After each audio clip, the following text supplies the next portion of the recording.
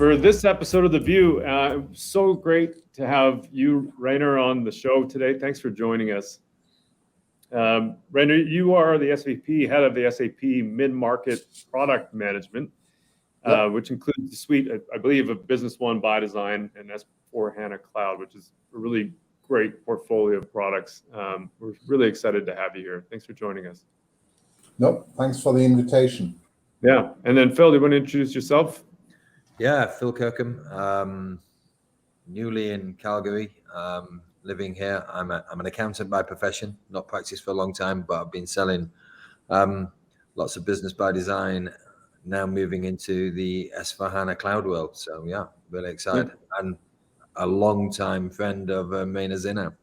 Yeah, and thanks for helping us coordinate this. And so, Phil, you and I will be co-hosting this, mostly peppering Rainer with a list of a whole bunch of questions that we sent over. And Rainer, really the theme of the topic of the conversation today is around sort of SAP's vision of the mid-market, thinking about products and thinking about the services that you offer and the markets in the industry. So really excited to talk about all this with you. But maybe we can start first with just a little bit about you. I mean, you've been at SAP for a number of years, 20 or so, I think it is. How did you get into 32 and counting? Yeah, 32. Yeah, so I joined long before you both were born. Yeah. So how did you get into this particular role? Like, what was that path like for you? As always, I always say luck, so there's no firm career path in SAP that you walk. I've done nearly everything. So my background is mostly in a development capacity, but I also did alliance management. I ran our education business for a couple of years. I ported the former solution R3 to the AS400.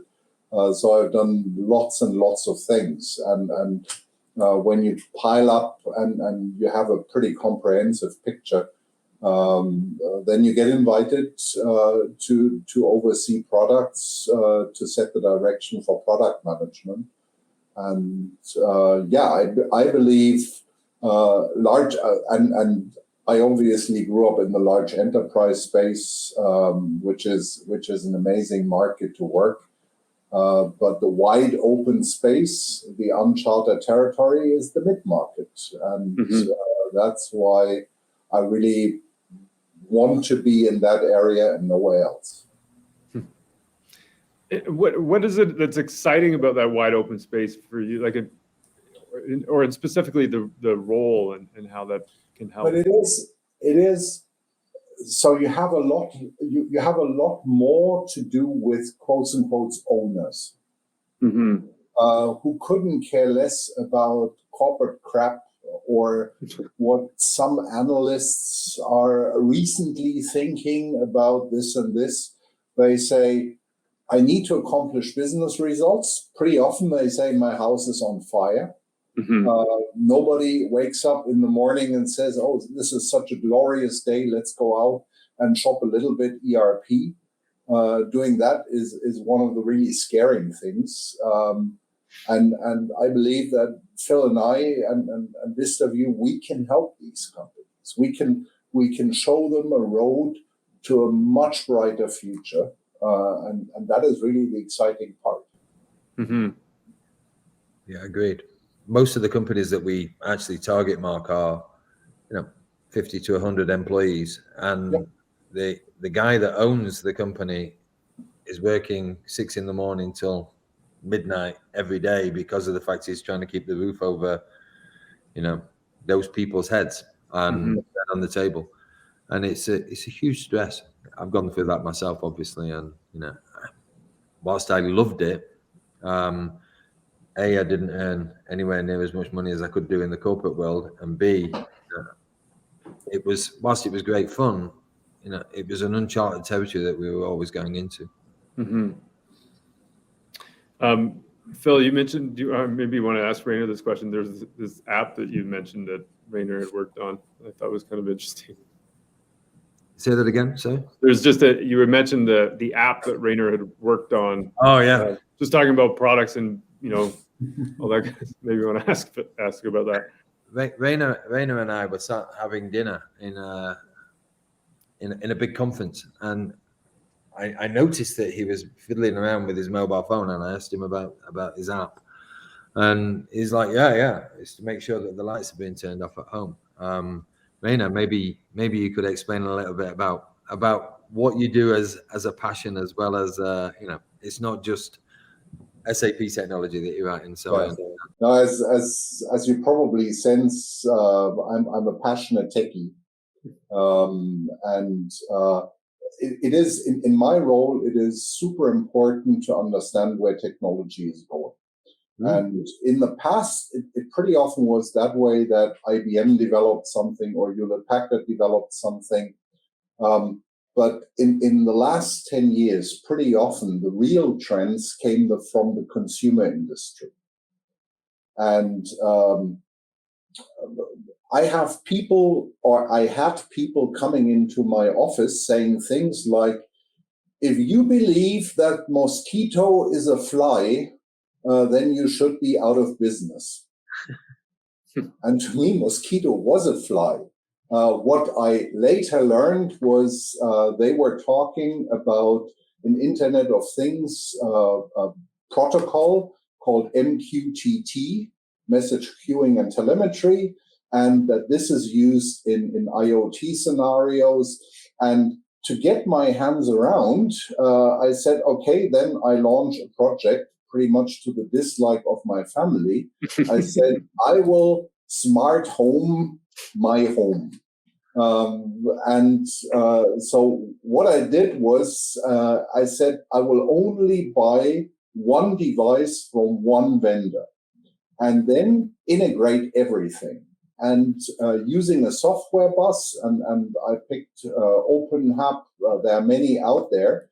And today, this is what I have. So you can see it is 11.8 degrees Celsius outside at 76% humidity, wind from the south, but the wind is not blowing, inside 20 degrees. And if I scroll down here a little bit, then you can see we have the energy crisis in Europe. Energy is really expensive, so I'm tracking carefully how much gas did I consume yesterday, what was the average temperature, so I can build a predictive model to say that will be my gas bill in a couple of months. So that is how I got my hands around Internet of Things, Industry 4.0. And today, if somebody says, hey, how about mosquito, I can discuss which version.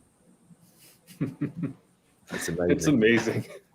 It really is amazing.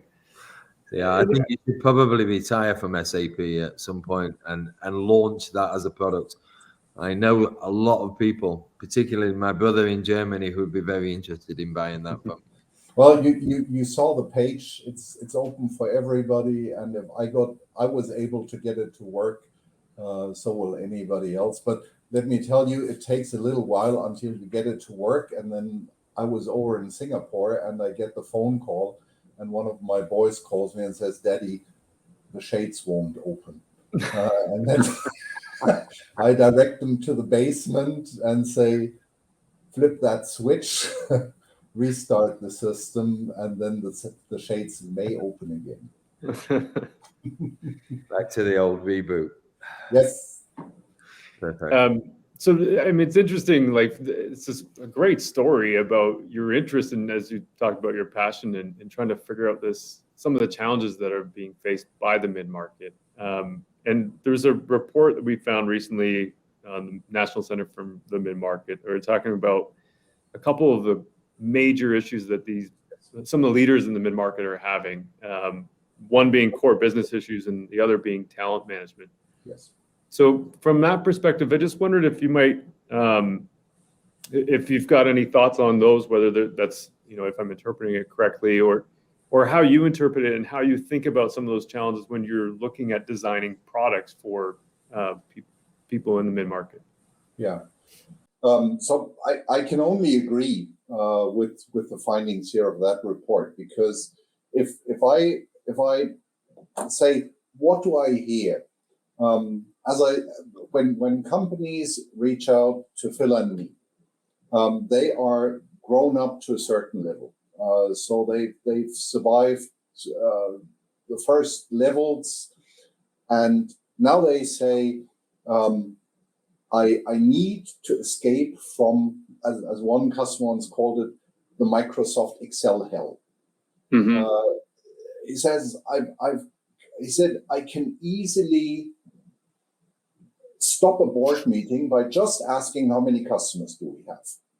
And I will get at least as many numbers as I have people in the room, and some people may even come up with 2 numbers. And he says that's something that doesn't work.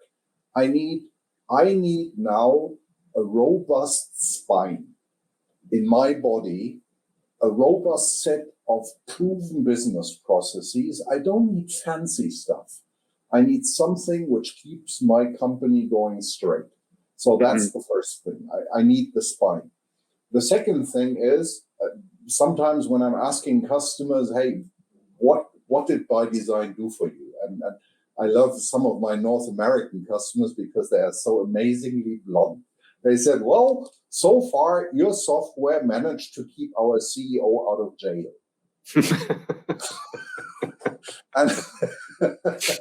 And you sit there and say, that's an interesting way to describe. SAP helps you to enforce compliance, both from the financial side, from the process side. It has a lot of built-in fraud detection, and it simply gives you some peace of mind. So that's the second thing. So robust spine plus keep the CEO out of jail. And if I pick the third thing, and that is very close related to the talent management side of the house, it is freaking difficult for mid-market companies to attract talent and to keep talent. But at the same time, a mid-market company must always ensure a very decent decision quality. But how do you manage that when you have a constant inflow of new people and some people are leaving? So this whole story around artificial intelligence and machine learning, I sometimes say large enterprise companies could skip that topic if they would want to. But for a mid-market company, it is mission critical. The only problem is they can't afford a data scientist. They won't even find one. And if they find one, they will not understand what the guy is talking about. So this is where my responsibility comes in, to sense what is possible with ChatGPT and all of the other things, and then translate it into something which is consumable. I always say nobody cares about how we build using deep learning techniques, how we build an image recognition model, but people very much care about that they can take a cell phone and take a picture of a supplier invoice, send it over to By Design or Business One and get it processed. So they don't want any of the techie talk with me. They say, can you help me to process more invoices per hour without hiring an additional person? That's the thing that matters.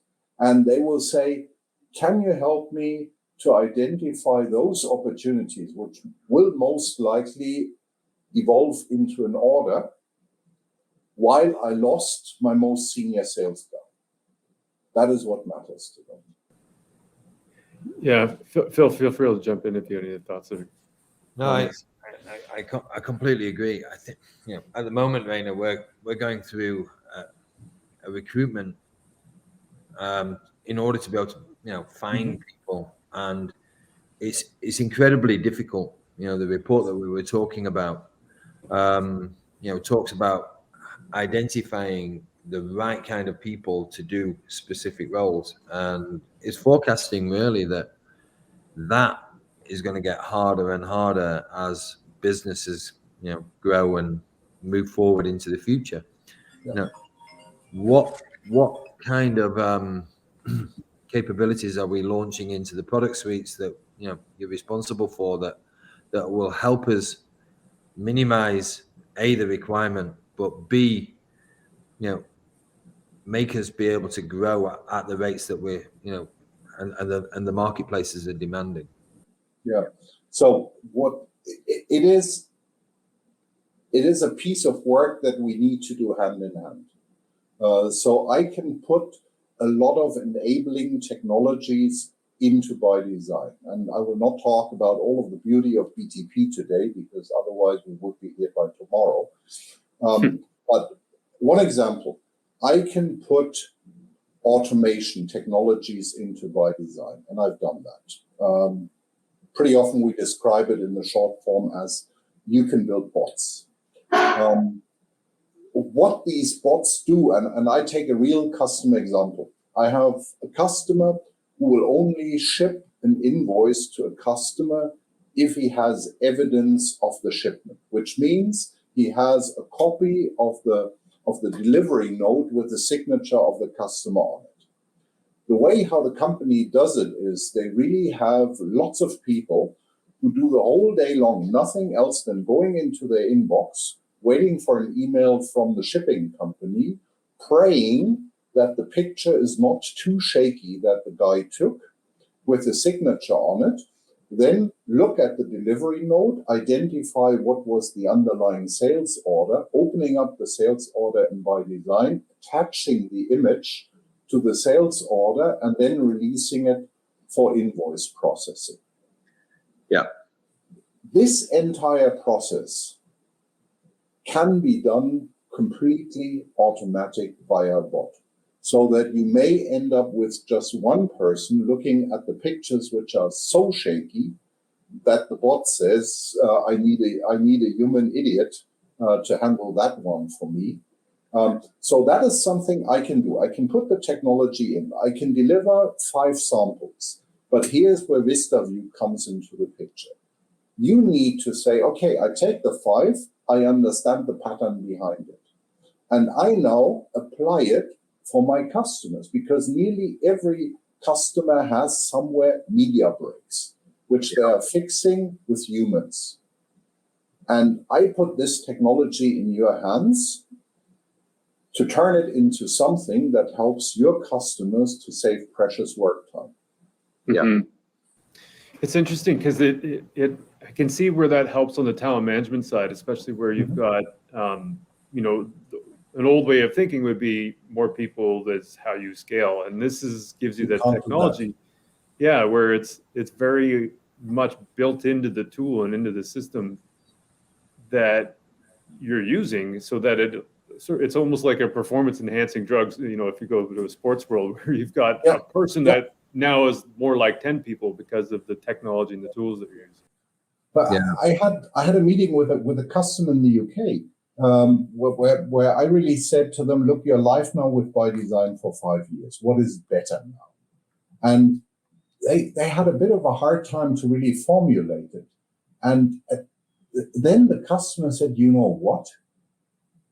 We grew in the past. Whenever we doubled in revenue, we also doubled in IT spend.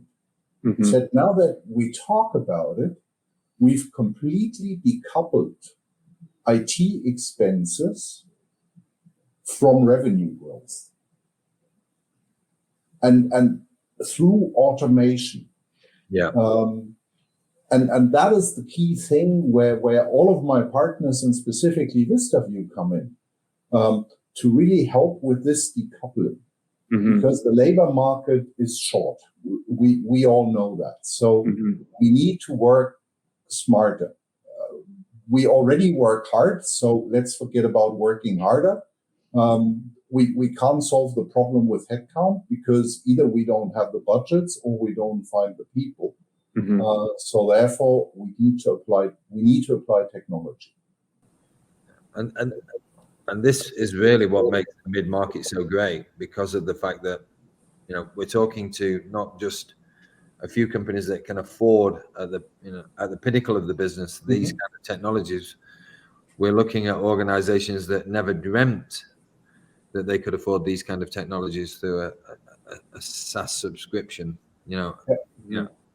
I have no idea how much it costs, Rainer, to create an OCR that doesn't actually use any kind of optics. That's measuring the difference between black and white and trying to understand the difference between an O and a 0 next to each other. Well, I can tell you that we needed, just to build the model for the recognition of the supplier invoice, we had to go through 6 million supplier invoices, which we received through the acquisition of Concur. Wow. Just to train the tool to work the right way. Yeah. Yeah. And I'm just starting to get my hands around what ChatGPT may do for us in that area. Wow. So, ladies and gentlemen, fasten your seatbelts. The next years will be quite a ride. I'm excited. Yeah, I'm excited to talk to you about that. I mean, we've got some time to talk about ChatGPT specifically later. Sorry, Phil, I cut you off. No, it's fine. Carry on. I am interested though. Like we're talking about talent management and automation and its impact on talent management and the IT expenditures that are related with that.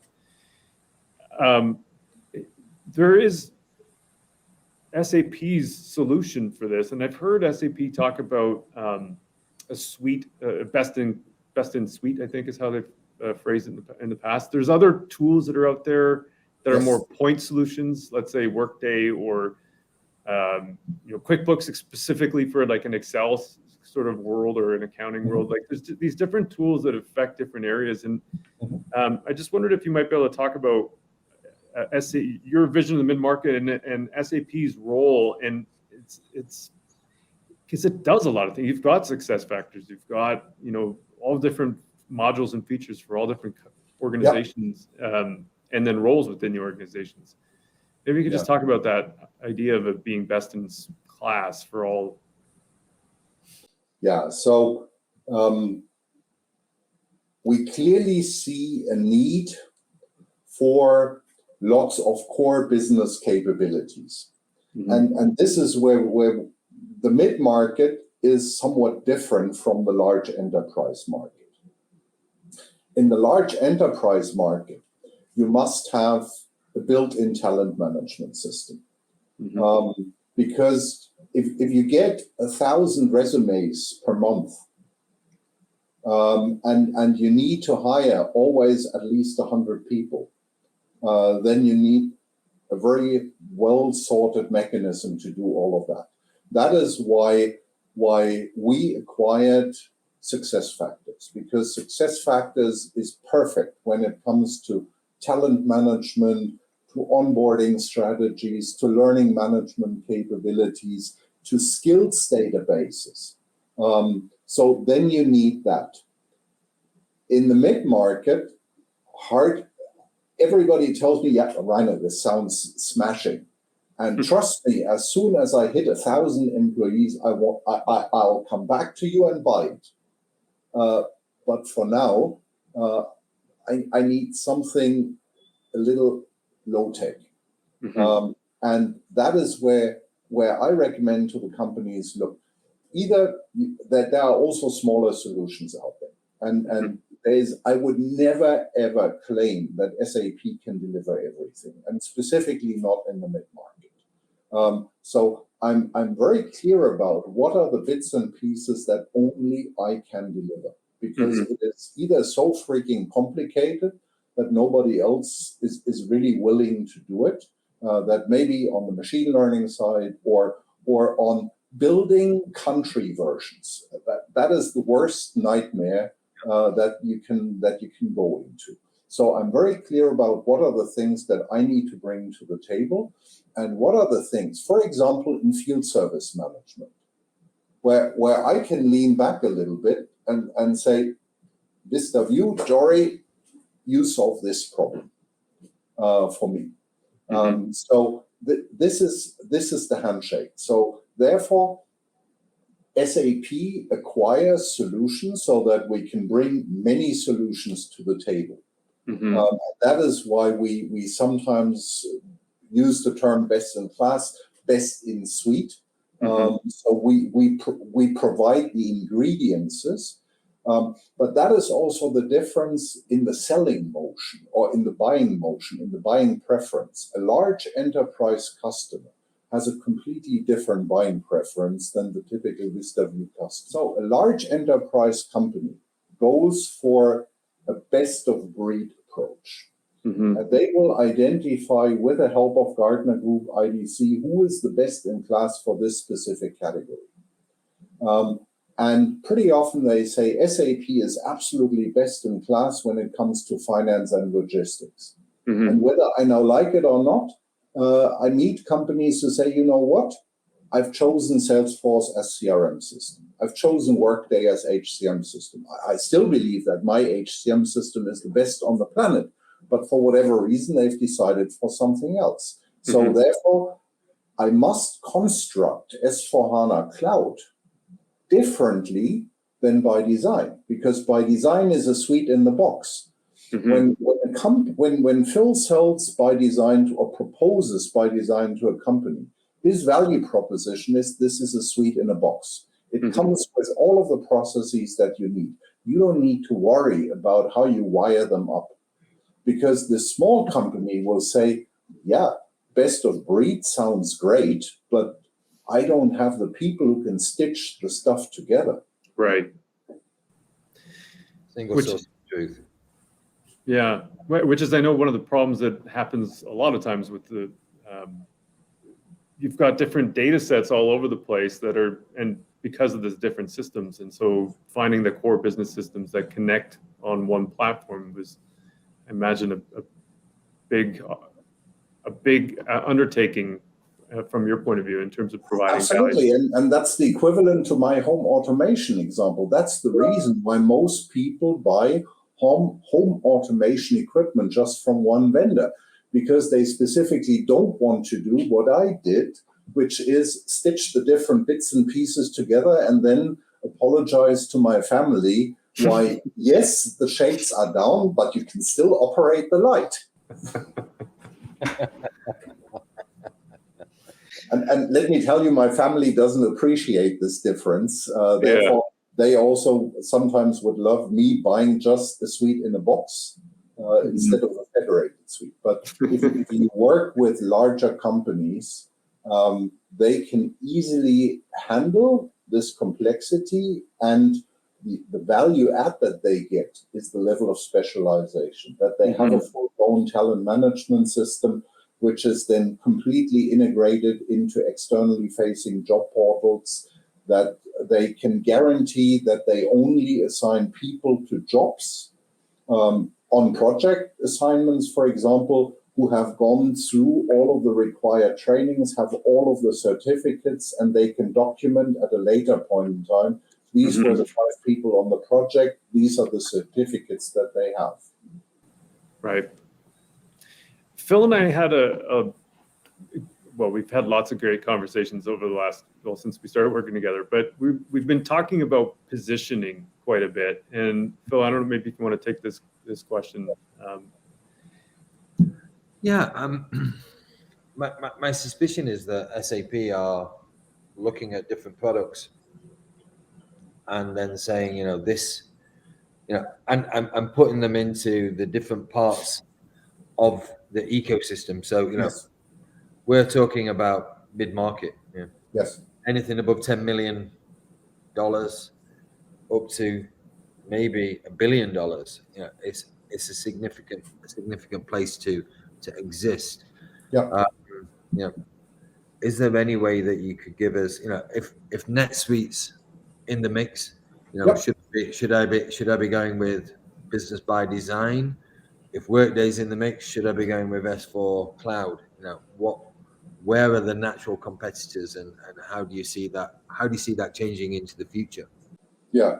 So positioning and how do I target the market is obviously one of the key questions. Yeah. And it starts with what we discussed a minute ago, that you first need to understand what is the buying motion of a customer in a specific segment. And I already mentioned that the higher up we get in the mid-market, and we are still in the mid-market, let's say there's there's an artificial line somewhere around, I would say, $250 million US.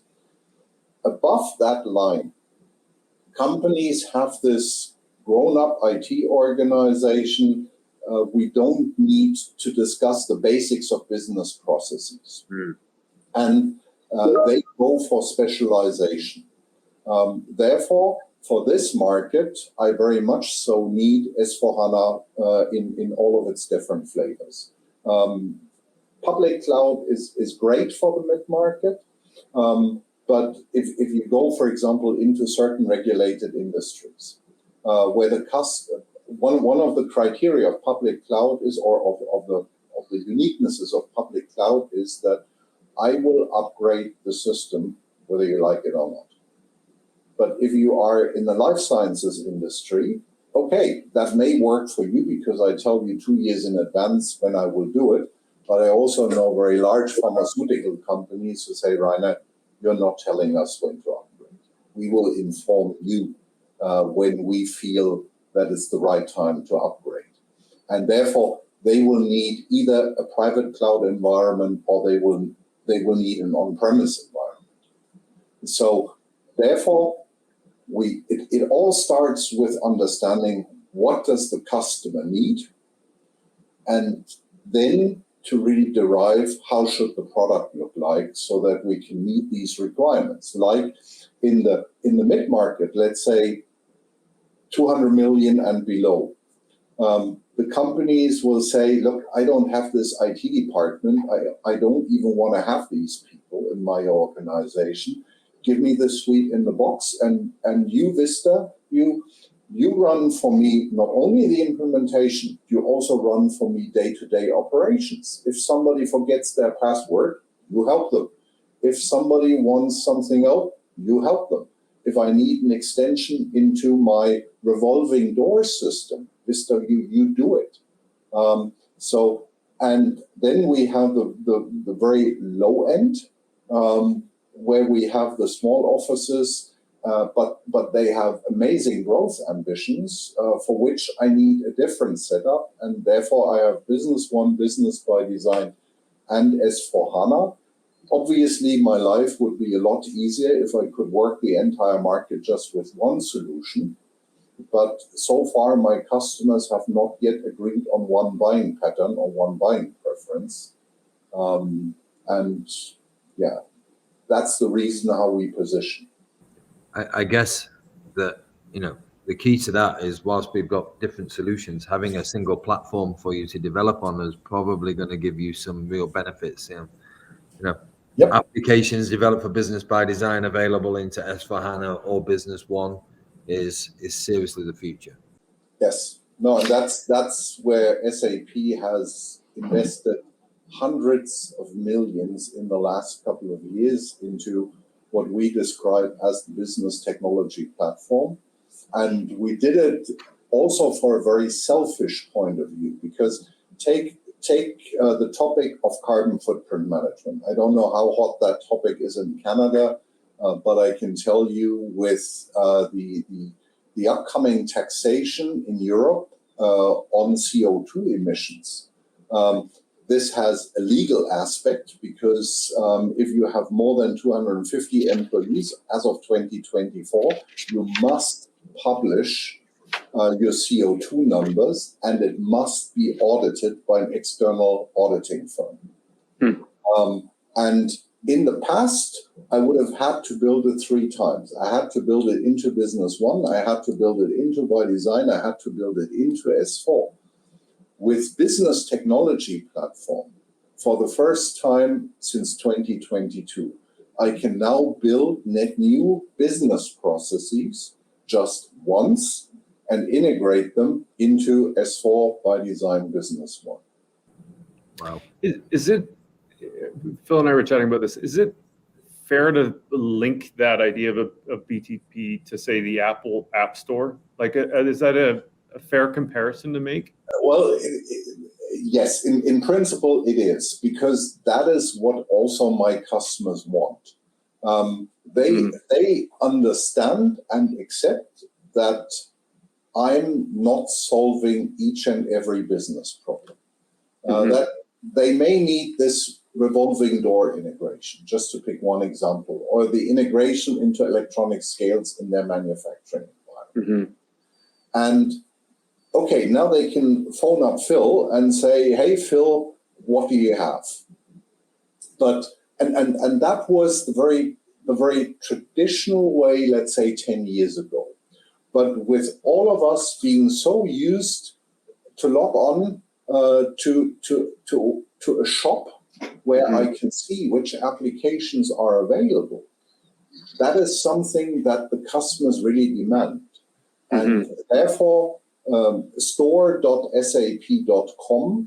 is one of the most important pieces of our forward-looking strategy to establish a marketplace where VistaView can say, hey, we have an amazing field services solution. It works with ByDesign, it works with Business One, it works with S4, it works in these and these countries. Here is a video of what it does.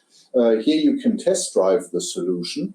It is one of these examples where I said earlier, this is a business to consumer experience, which now spills over into the corporate world.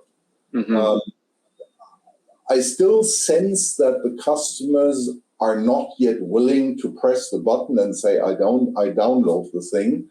And I said it live myself. So that's where they would hopefully rather get in contact with you.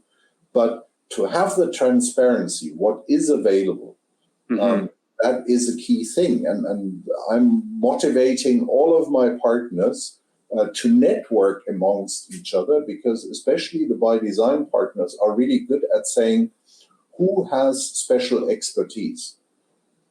VistaView has, just to pick one example, experience with rental equipment, with field services, and many other topics. I have other partners who are really good at enterprise asset management.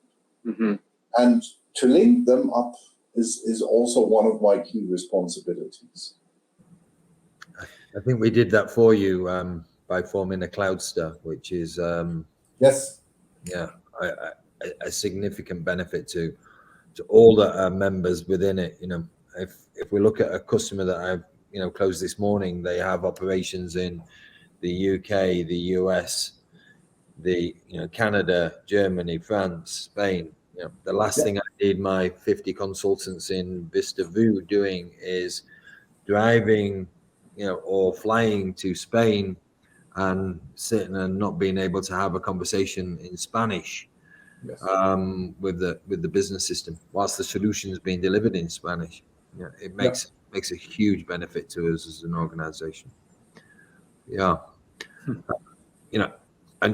Going on a little bit about that, how do you see the future from these partner networks really helping our customers out? Our philosophy is customer for life.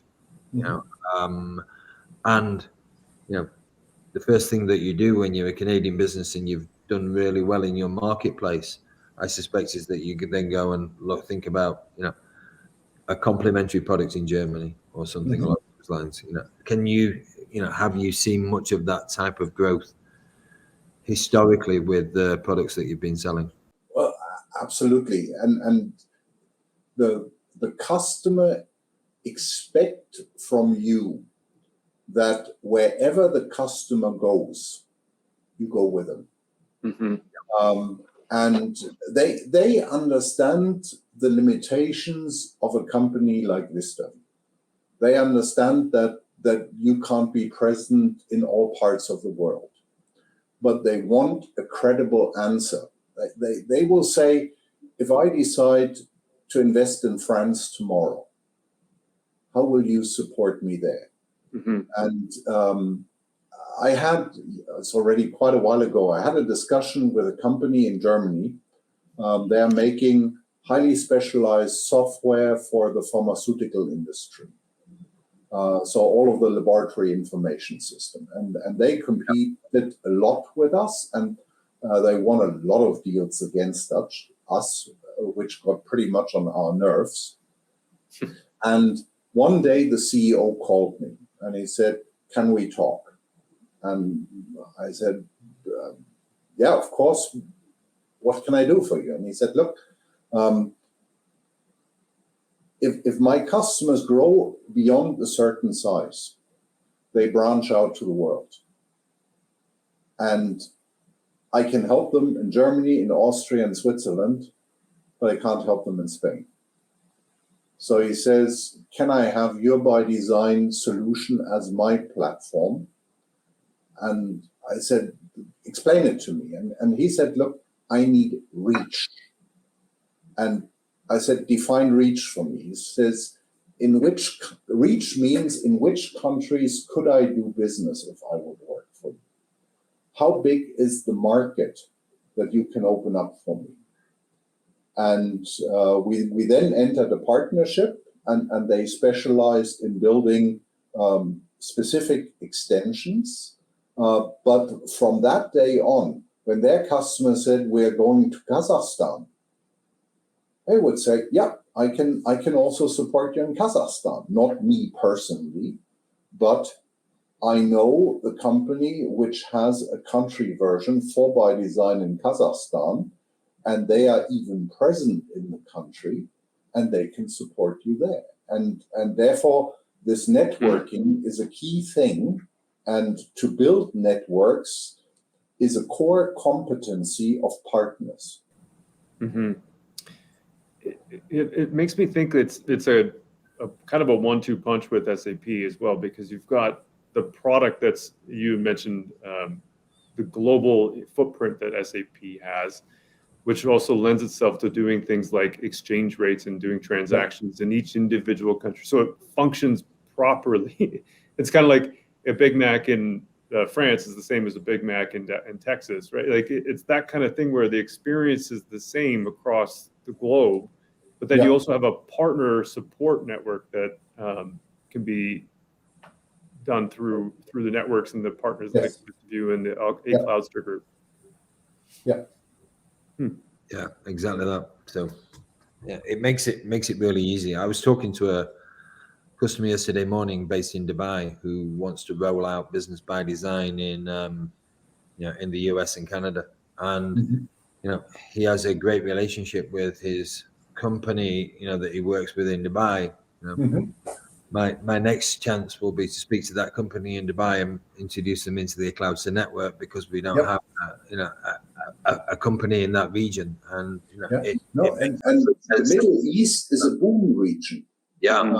So it is expect a lot of growth and a lot of demand from these countries. Rainer, I know we've got about 10 minutes or so. There's a few things that we're talking about, the future and the plans that you've got. I know some work you've done on ChatGPT specifically for this. So I wanted to give you a chance to talk about that. And then also just like there's this ongoing challenge with inflation. Supply chain is constantly under pressure. We talked about talent management anyway, but just talking about some of the solutions that you're excited about that are helping solve some of the problems that exist out there. Yeah, well, I think these problems are really opportunities, specifically also for you. If I just read how much the Biden administration, I know that I'm talking to a Canadian partner and with lots of customers, but it will have an impact on Canada. If the reindustrialization of North America just happens at a 10% level of what the ambition is, just 10%, it will change the world. We will see an unparalleled demand for solutions in the supply chain area, because for lots of reasons, North America has deindustrialized itself and outtasked many things to China, to Far East in general, to Latin America. And now when we saw how, I think the number was 42 million containers were stacked up in the harbor of Shanghai. The company said, we can't accept that risk any longer. Mm-hmm. May happen again. This was not the last COVID that this planet will see. And so we are entering in a brand new era now, where companies say, number one, how many suppliers do I have? Do I have, for all of my critical supplies, do I have multiple suppliers? What is the carbon footprint of transporting goods from here to there? So we will see, in the past it was, how cheap can I get something? Right. In the future, it will be a lot more often the question, how resilient is my supply situation? Right. At which carbon footprint does the whole thing happen? And at which price? Mm-hmm. So we are adding more dimensions into the equation, and this is an amazing opportunity ahead of us. And I'm watching, for example, the index for property in the Midwest, Mm-hmm. which was super cheap 10, 15 years ago. And everybody said Detroit is going down, and so on and so on and so on. If you look at the prices, they're going through the roof now. I just heard here this week, VW, our famous German manufacturer, has a big plan for a battery factory in Eastern Europe. They put it on hold. They are reconsidering that investment in North America. Imagine what that means now. Yeah. So there's a lot going on. So everything around supply chain will be a fascinating topic for the years to come. So that will keep us super busy on the technology side, because you gave me the buzzword of ChatGPT. Yeah. I have two boys, one writing his bachelor thesis at the moment and one writing his master's thesis. And I said, boys, Daddy needs a brush up on what the heck is going on with this ChatGPT thing. How are you using it in your daily life? And so they showed me what they are doing. Mm-hmm. And one of my UK partners asked me for a little contribution to a booklet they are producing. They said, Rainer, can you contribute 600 words on how SAP contributes to the digital transformation of its customers? And I said, let's try it out. Okay, it took me 3 days until I reached a slot where the system accepted me. And then I said 600 words on digital transformation. Mm-hmm. I looked at the text and said, oh, this is freaking good. Okay, I wouldn't publish it like that, but I was excited enough. So I took one of my teams and said, find out what I can do with ChatGPT. And I just want to show you one thing that they did for me. Share. They went into ChatGPT and set the system, set up a bot, the bots that we discussed earlier, for business one. And this is what ChatGPT came back with. And then my team said, which statements are correct, in green? Which statements are pure fiction, in red? And which is so-so? So ChatGPT didn't say, oh, I have a vague idea of how to do it, and these might be things. ChatGPT said, these are now exactly the points that you need to run through. And if you would not be an experienced person, you would already fail with log into ML Cockpit, because there is no log into ML Cockpit. Mm-hmm. But you see here, so in principle, ChatGPT is doing a lot of cool things. But then it is getting creative, putting screenshots in for stuff that has nothing to do with it. So Yeah. I believe that ChatGPT will really be a game changer in our industry. Mhm. And I'm sitting together with Microsoft next week to discuss what we can do. But what ChatGPT will be an engine, without any doubt. But our customers rely on the fact that what the thing proposes is factually correct. Right. And that is what we need to work on. And I can now say, okay, excuse ChatGPT stopped learning, at least the version which we all are toying around with, end of 2021. In 2021, there was not a lot of knowledge about this topic available, so it will all get better. But there are a couple of issues on the quality of the response, how the model is built, and once again, unfortunately, the favorite topic in Europe, data privacy. Where do you process actually my data, which we need to solve. But as I said, fasten your seatbelts.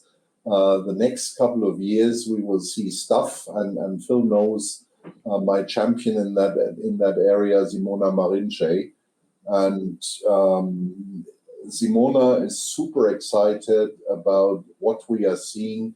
The advantages, we have a close relationship with IBM on Watson. We have the close relationship with Microsoft and OpenAI on ChatGPT. Now let's see how we put this stuff to work. It won't take long. My suggestion will be to integrate ChatGPT into your Excel spreadsheet and say, can we total up column 1? Can we do an average? It does that already. It does that already. Yeah. It says, if I tell ChatGPT, take WordPress, create me a homepage for a travel agency, it spits out the HTML code. Yes. When will it be doing ABAP code?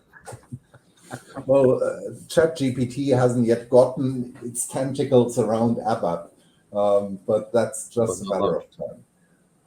Or integrate this piece of functionality into this functionality, using this method. It's not long away. And again, another huge benefit to those organizations that want to, grow with Business by Design, because we've already opened up, the APIs. With Business One, we've already opened up the APIs. With Cloud, we've already opened up the APIs. We're not charging for them in the vast majority of cases. So it's the network again. We really need to test this area now, and I also need to hold myself a little bit back, because when I got my first Google Glass, I was excited like hell. Sat in a drawer. Yeah, I've still got my first iPhone. But let's watch.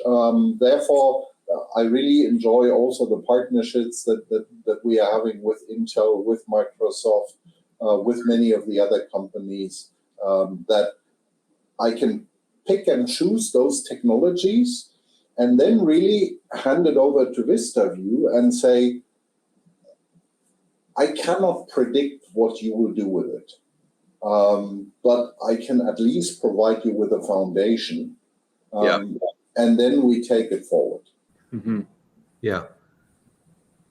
No, it's really exciting future, particularly for organizations that are investing in great technology like SAP. Mm-hmm. Yeah.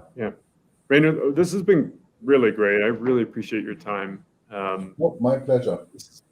Super fascinating to sort of. Thanks for all of your questions. We only answered 5% of it, so. Well, there's always another time. There's always the next time. Please, very happy to come back and chat with you. That's great. Thanks so much. And Phil, thank you for helping out and co-hosting. No, we make this a duo at some point. Make it official. Indeed. We need a Thanks count. again.